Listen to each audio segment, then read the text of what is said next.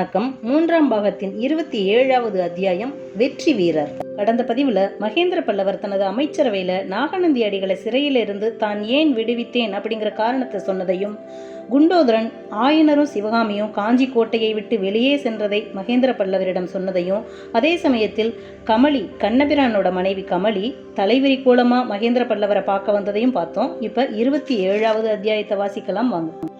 சோழ நாட்டைச் சேர்ந்த திருவெண்காடு என்னும் கிராமம் திமிலோகப்பட்டு கொண்டிருந்தது. பல்லவ சாம்ராஜ்யத்தின் குமார சக்கரவர்த்தி நரசிம்மவர்மர் அன்று அந்த கிராமத்துக்கு விஜயம் செய்ய போகிறார்.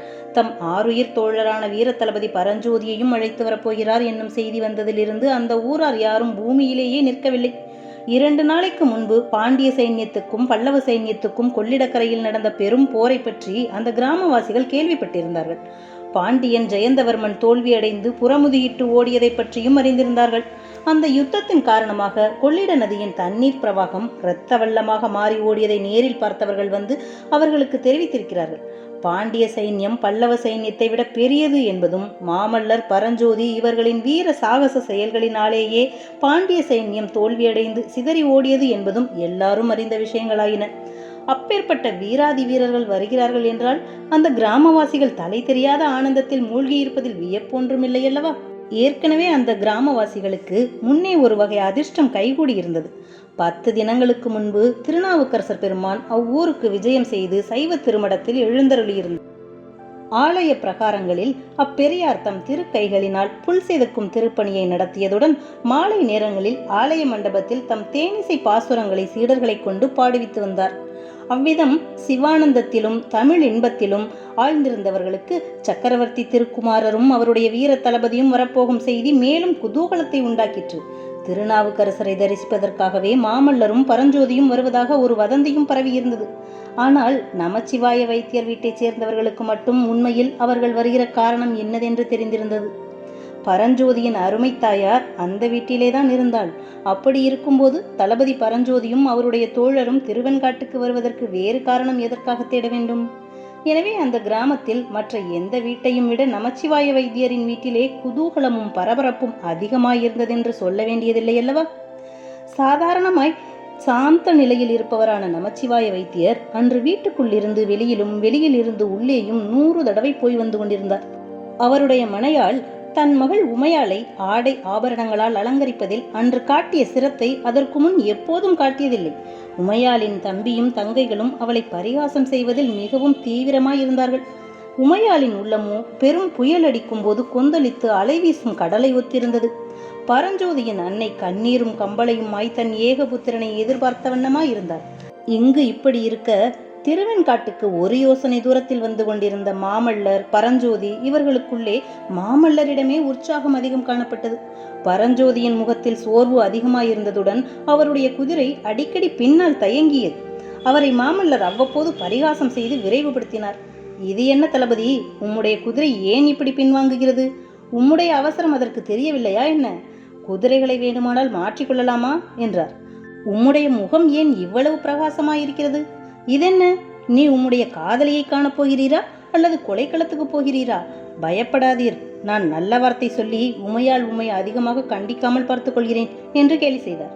பொறுத்து பார்த்து கடைசியில் பரஞ்சோதியால் பொறுக்க முடியாமல் போகவே அவர் கூறியதாவது: ஐயா, என்னுடைய மனநிலையை அறிந்து கொள்ளாமல் புண்ணில் கோலிடுவது போல் பேசுகிறீர்கள்.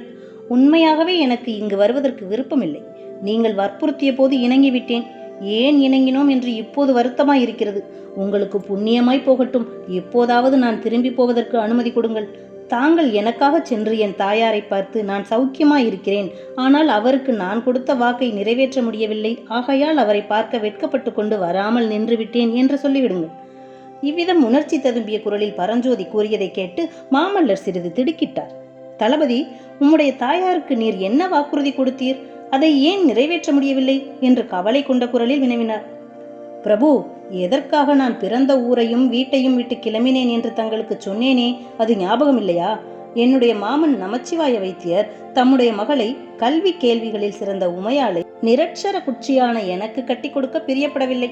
அதற்காக கல்வியில் கரையில்லாத காஞ்சி மாநகருக்கு போய் வாகீச பெருமானின் திருமடத்தில் சேர்ந்து படித்து சகலகலா வல்லவனாக திரும்பி வரும் எண்ணத்துடன் புறப்பட்டேன். ஆனால் நடந்தது என்ன? போனது போலவே நிரட்சர குச்சியாக திரும்பி வந்திருக்கிறேன். திருநாவுக்கரசர் பெருமானை கண்ணாலே கூட பார்க்கவில்லை என்று பரஞ்சோதி சொல்லி வந்தபோது நரசிம்மவர்மர் கலகலவென்று சிரித்தார். பல்லவகுமாரா, தங்களுடைய சிரிப்பு என் உள்ளத்தில் நெருப்பாய் எரிகிறது. வடக்கு போர் முனையிலிருந்து சக்கரவர்த்தி என்னை தங்களிடம் அனுப்பிய போது தங்களை எனக்கு கல்வி கற்பிக்கும்படியாக சொல்லி அனுப்பினார். ஆனால் தாங்கள் எனக்கு கல்வி கற்பிக்கவும் இல்லை, நானாக ஏட்டை கையில் எடுப்பதற்கும் விடவில்லை. எப்போதாவது சிறிது நேரம் கிடைத்தால் அந்த நேரத்தில் ஆயனரின் குமாரியை பற்றி பேசி பொழுதுபோக்கிவிட்டீர். ஆ, ராஜகுலத்தினரைப் போல சுயநலக்காரர்களை நான் கண்டதில்லை என்று சோகம் ததும்பிய குரலில் பரஞ்சோதி சொல்ல, அதை கேட்ட குமார சக்கரவர்த்தி இன்னும் உரத்த குரலில் சத்தத்துடன் சிரித்தார். மாமல்லரும் பரஞ்சோதியும் திருவெண்காட்டை அடைந்த போது கிராமத்தின் முகப்பில் அவர்களுக்கு சிறப்பான வரவேற்பு காத்திருந்தது.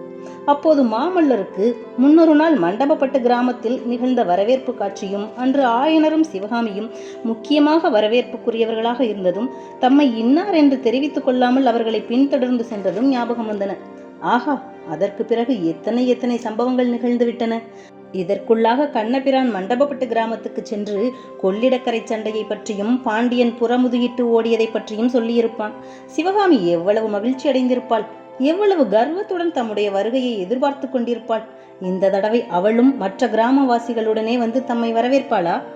மாமல்லர் இத்தகைய மனோராஜ்ய பகற்கனவுகளில் ஈடுபட்டிருந்த சமயத்தில் குமார சக்கரவர்த்தி நரசிம்ம பல்லவேந்திரர் வாழ்க, கங்க மன்னனையும் மதுரை பாண்டியனையும் போரில் புறங்கண்ட வீர மாமல்லர் வாழ்க, வீராதி வீரர் தளபதி பரஞ்சோதி வாழ்க என்பது போன்ற ஆகாசமளாவிய கோஷங்கள் அவருடைய பகற்கனவுகளை கலைத்து திருவெண்காட்டு கிராமத்துக்கு அவர்கள் வந்துவிட்டதை தெரியப்படுத்தின.